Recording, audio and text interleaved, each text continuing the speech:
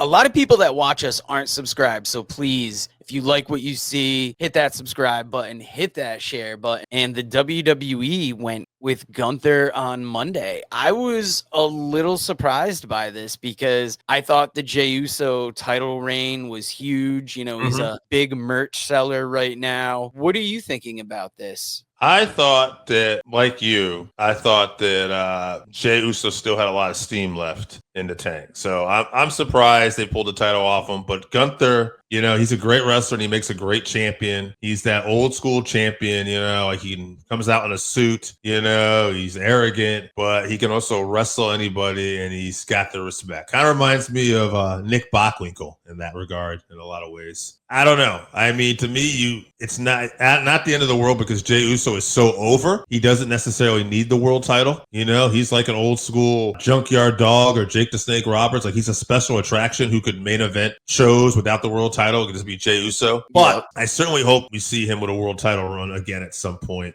It is interesting that Gunther now a champion. Heel champion, John Cena, heel world champion, and Seth Rollins, the Money in the Bank runner, also a heel. So it does make me think that something will change at some point. But I do want to say before we get out of this here too, Gunther is so good that you almost forget he was Walter. He overcame that name change and, you know, he's one of the, I say, best of all time at this point. I know I slipped and referred to him as Walter the other day, and one of my friends at work was like, who? And I'm like, oh, Gunther. And it's like, it's wild how at first the name change was so hard for us to get used to. Yep. And now he's really solidified himself in WWE, really a centerpiece of this. And for a while we were wondering, would it work here? He is a great champion.